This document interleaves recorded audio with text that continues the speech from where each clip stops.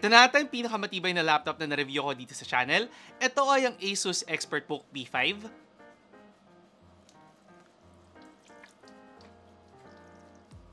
Tara, try natin to.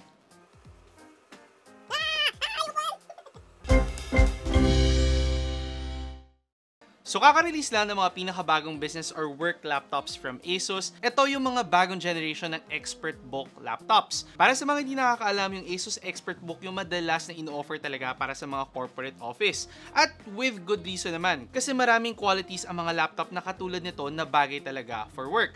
Pero if ever nagagamitin nyo siya for school, for work, for business, definitely maraming qualities ang laptop na to justify ang kanyang presyo. Sa video na to, pag-usapan natin kung ano nga ba yung mga qualities na to, kung kamusta ba yung laptop na to, ano din ba yung mga magiging compromise nyo pagdating sa kanya, and ano nga ba yung mga presyo ng Asus ExpertBook series laptops. Pero syempre, bagong lahat, mag-subscribe muna kayo by clicking the subscribe button below. Hit nyo yung bell icon para ma-update kayo sa mga susunod na videos. Kung sakaling nakatulong sa inyo video na to, sana i-like at i-share nyo na rin. For now, dito muna tayo sa design ng Asus ExpertBook P5.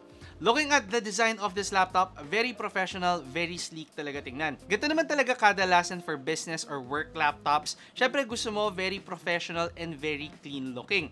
With the cover, with the keyboard deck, wala masyadong mga flashy stuff na nakalagay. May minimalist logo lang kayo na makikita sa cover, tapos sobrang clean lang talaga overall ng design niya. Available ang laptop na to in the color Misty Gray. Actually, depende sa model ng Asus ExpertBook na kukunin nyo kung ano yung color na makukuha nyo. So medyo hindi siya flexible pagdating sa color options. Gumagamit siya ng powder finish texture na paborito ko talaga when it comes to devices kasi para sa akin mas classy lang talaga tingnan yung ganito. And then with the build quality naman, gumagamit siya ng aluminum material para sa kanyang body. However, in compliance nga sa sustainability efforts ng Asus, 29% sustainable materials yung ginamit nila on this laptop with certifications din to prove na, ayun nga, may effort ng Asus para gawing mas environmental friendly at saka sustainable ang kanilang mga products. However, kung makikita nyo sa simula ng ating video, yung main talaga na selling point or yung pinaka nakaka-shooketh talaga dito sa mga panibagong Asus ExpertBook ang kanilang durability features. So aside dun sa kanina na pwedeng mabasa yung keyboard deck nyo na madalas yan yung kinakasira ng mga laptop, matibay din ang body ng laptop na to. With a military standard certification,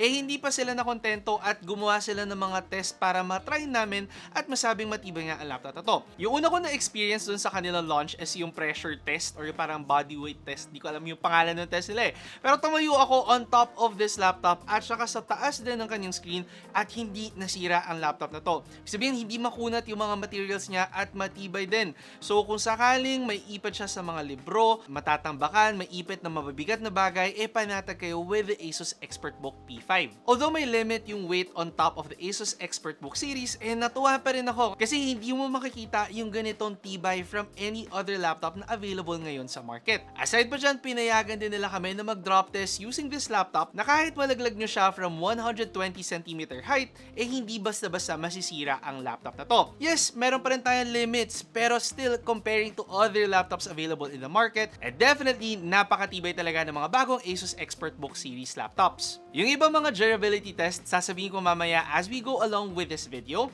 pero for the flex test naman, meron pa rin tayong nakukuha ang flex dito sa laptop na to. Although very sturdy and robust siya once nahawak mo na siya.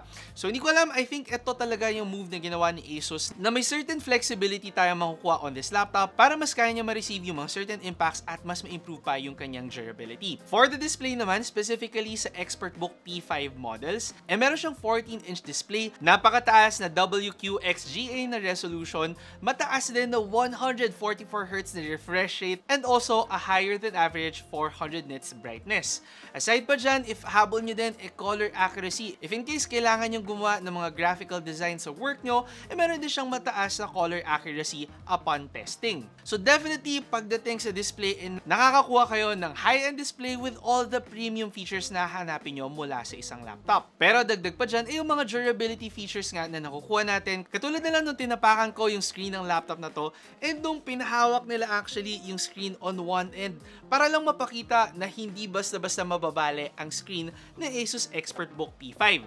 Yung isa pang test na pinagawa nila, para lang ma-assure talaga kami na matibay yung screens na ginagamit nila, lalagay ka ng ballpen dito, tapos iipitin mo using your laptop. So ngayon medyo confident na ako, pero nung first time ko itong ginawa, definitely takot na takot talaga akong gawin yon for the ExpertBook P5. Pero ayun nga, ganun lang yung assurance na makukuha nyo on this laptop. So yung mga kadalasang aksidente natin with laptops na minsan naipitan niya ng ballpen sa bag natin, minsan nadadaganan, minsan nagkakaroon ng tension sa iba't ibang parts ng laptop natin, definitely kaya yung i-withstand ng ExpertBook P5. For the keyboard naman, meron tayong 70% layout na keyboard. Ibig sabihin wala siyang numpad, pero meron pa rin yung mga function buttons dito sa taas. 1.5mm key travel na yan, tapos white backlit keyboard na siya. Aside pa dyan, kanina nga katulad ng pinakita ko, Diyos ko parang shopping network na nagde-demo, pero para din maniwala kayo na hindi lang doon sa test, pero while shooting this video din talaga, tinitest natin or pinapakita ko sa inyo ang nagagawa ng Asus ExpertBook P5.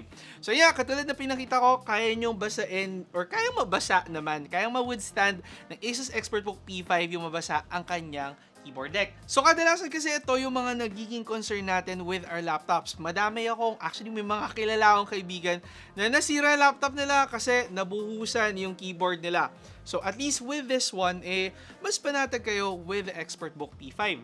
So hindi naman ibig sabihin na waterproof talaga ang laptop na to. Syempre hindi nyo siya pwedeng ilublob sa tubig, mag-laptop kayo sa dagat, pero yung mga accidental water spills, hindi na magiging worry para sa inyo. For the touchpad naman, meron kayong malaking real estate for the touchpad. Very responsive and very smooth ito. And ayun nga, para pakita din sa inyo, gumagana pa rin talaga ang laptop na to kahit anong ginawa ko sa kanya. And then dito naman sa taas, makikita nyo ang kanyang webcam. Naka 1080p webcam na yan with a privacy shutter, and quality-wise, masabi kong okay lang siya for a laptop. Mataas yung resolution pero tends to be noisy even in good lighting. For the hinge naman, napaka-sturdy ng hinge niya, and I don't think kailangan ko pa rin i-prove na matibay ito out of all the things na pinakita ko na sa inyo. Naka-dual speakers ang laptop na to, Dolby Atmos na yan, and quality-wise, nagulat lang ako kasi for a laptop na ganito lang kanipis, nakapagbigay siya ng medyo mas buo na sound quality, and aside pa dyan, malakas din actually enough ang volume ng Asus ExpertBook P5.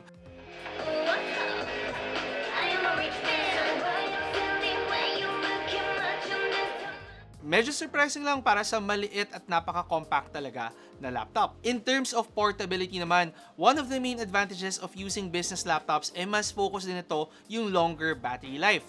Meron siyang 63 watt-hour battery, and upon testing, inabot tayo ng 16 hours and 30 minutes para malobat ang laptop na to. Definitely much better than other laptops na available ngayon sa market. If sakali naman na maubusan kang battery, gumagamit siya ng USB Type-C charging. Fortunately, meron kayong dalawang USB Type-C port, parehong Thunderbolt 4 na yan na pwede nyo rin magamit para i-charge ang laptop na to. Very compact din yung charger niya, so hindi rin kayo mahihirapan na isiksik both yung laptop and yung charger sa bag nyo whenever you go to work or school.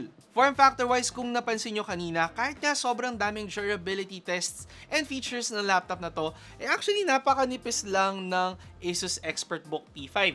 Even comparing to other laptops na available dito sa market, isa to sa may pinakamanipis na form factor for a 14-inch laptop, and with the weight as well, actually isa rin siya sa pinakamagaan. So kung on the go ka lagi, hindi mo mararamdaman gaano yung hassle na buhatin ng iyong Asus ExpertBook P5. With the port selection naman, kompleto siya for the essentials. Meron tayong USB Type-A port dito sa kanyang kanan, tapos dito naman sa kaliwa, dalawang USB Type-C port, parehong Thunderbolt 4 na yan.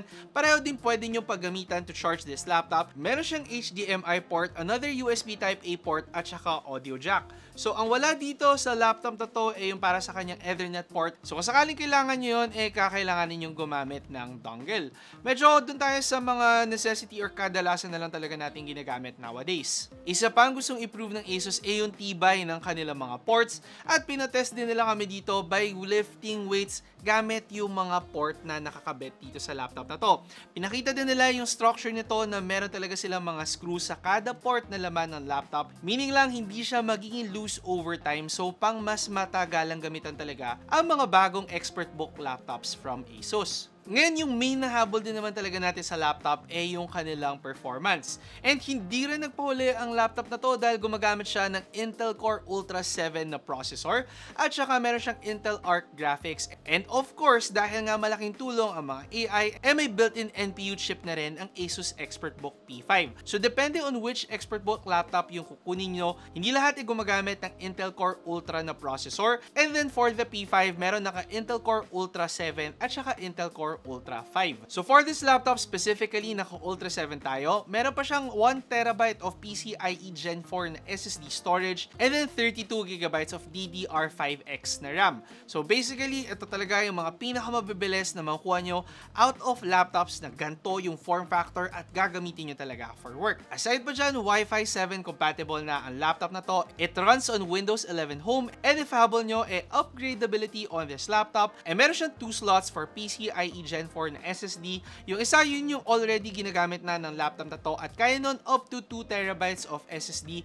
And then yung isa pang extra na SSD slot, kaya up to 1TB of SSD storage. Meaning, kaya nyo umabot ng up to 3TB of SSD storage on the ExpertBook P5. For the RAM naman, up to 32GB of DDR5X RAM tayo, which is yun na talaga yung naka-install on this laptops. So medyo naka-max out na tayo doon sa pre-installed na RAM on this laptop. Syempre, tinest namin ang laptop na to just to make sure, and then with the performance naman, nag-perform ng maayos ang ExpertBook P5. Definitely, kaya nyo gamitin ang laptop na to for office work and even video editing on this laptop.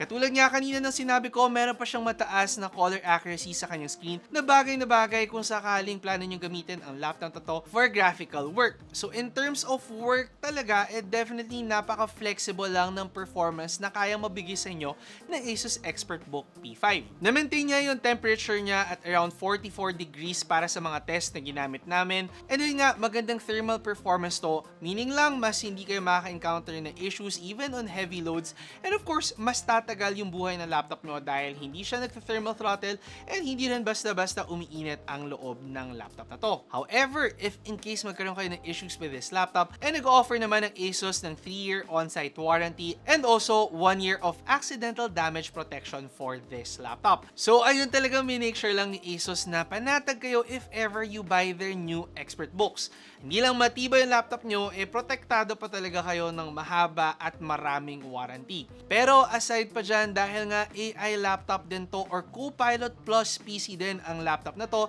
meron din siya mga additional AI features na built-in on this laptop. Syempre with Copilot Plus PC, meron siyang Copilot AI chatbot, tapos syempre yung paint niya mas improved na kaya mag-image generate na magamit nyo possibly for work o kaya for school. Finally, dahil nga targeted for business owners, corporate offices, ang Asus ExpertBook, meron siya mga additional security features para talaga safe yung ating mga confidential information. Meron siyang Asus Expert Guardian, and if in case bumili nga kayo ng laptop dito sa Pilipinas, may kasama na rin siyang 1 year of McAfee Plus Premium na subscription. Aside pa dyan, may built-in fingerprint sensor dito sa kanyang on button and also may face unlock din ang laptop na to gamit ang inyong webcam. Finally, may TPM 2.0 na chip ang laptop na to to help secure yung mga data na nilalaman niya. Personally, para sa akin, medyo overkill yung mga ganitong bagay para sa average na tao, pero kung kayo nga business owner or talagang confidential information yung meron kayo for work,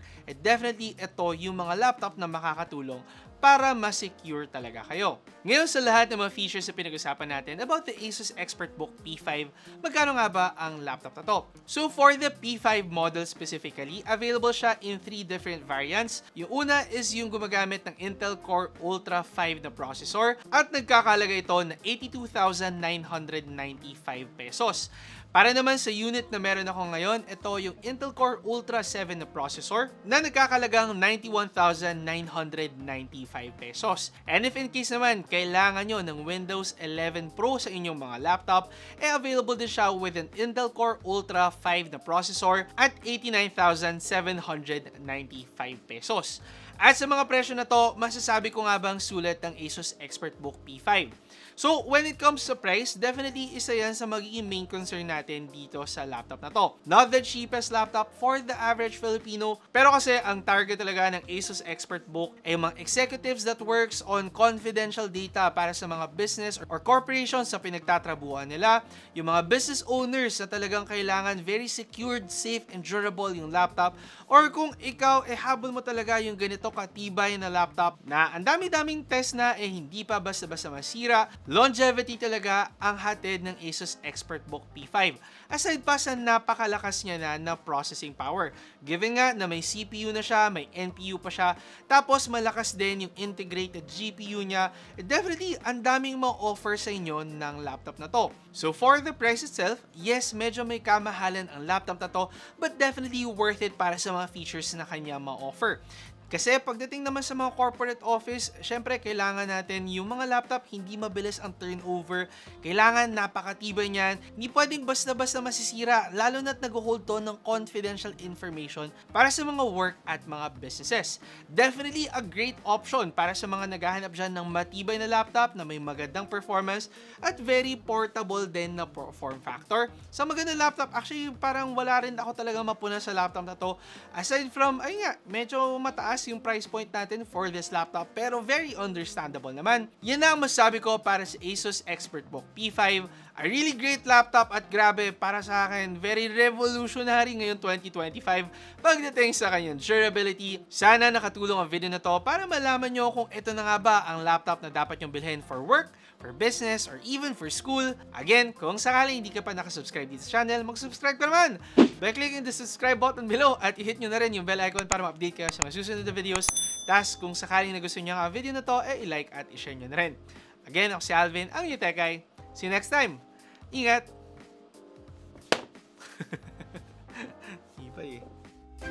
Nagustuhan nyo ba ang video ko? I-check out nyo ang aking channel for more phone, gadget, and laptop reviews. Tapos, meron pa akong tech tips and guides. Mag-subscribe by clicking the subscribe button below at i-hit nyo na rin ang bell icon para sa mga susunod ko pang videos.